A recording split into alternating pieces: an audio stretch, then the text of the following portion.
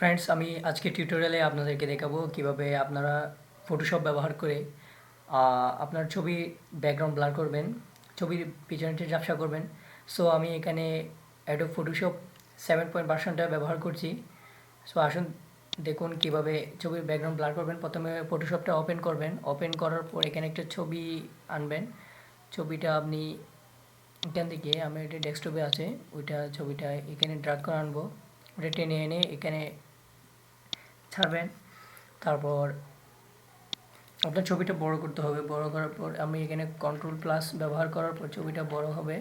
So আমি যদি এই চেহারাটা রাখার পর এই পিছনের ব্যাকগ্রাউন্ডটা ঝাপসা করে দিতে চাই, পিছনের ব্যাকগ্রাউন্ডটা ব্লার করে দিতে চাই, তাহলে আমার যে কাজটা করতে হবে ওটা হচ্ছে এইখানে সিলেক্ট করার পর এখানে টাচ ক্লিক করার পর আপনার এখানে মাঝখানেরটা সিলেক্ট করুন। মাঝখানটা সিলেক্ট করার পর আমি এইখান থেকে যদি ব্লার করা শুরু করি এখান থেকে, তাহলে এখান থেকে সিলেক্ট করব।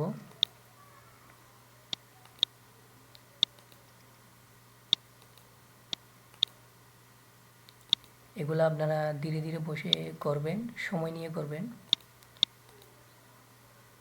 যত সময় নিয়ে করবেন তত সুন্দর হবে।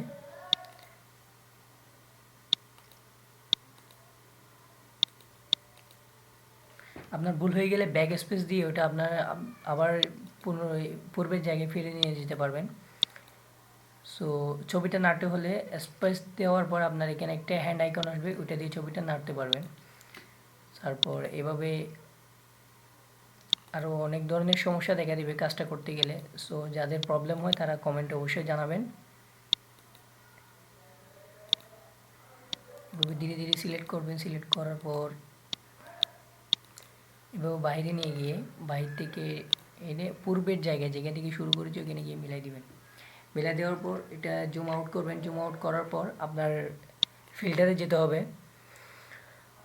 ফিল্টারে যাওয়ার পর এখানে ব্লার আছে, ব্লারে ক্লিক করার পর আপনার এখানে তৃতীয় নাম্বারটাতে সিলেক্ট করবেন। সিলেক্ট করার পর এখানে রেডিয়াসটা একটু বাড়িয়ে দিবেন। বাড়িয়ে দেওয়ার পর দেখা যাচ্ছে পিছনটা ব্লার হয়ে গেছে, এটা একটু বেশি হয়ে গেছে।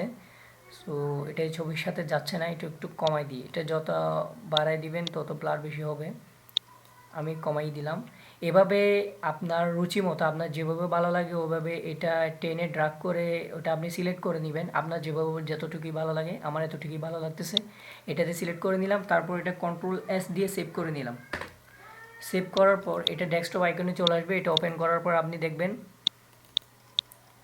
ছবিটা ব্লার হয়ে গেছে।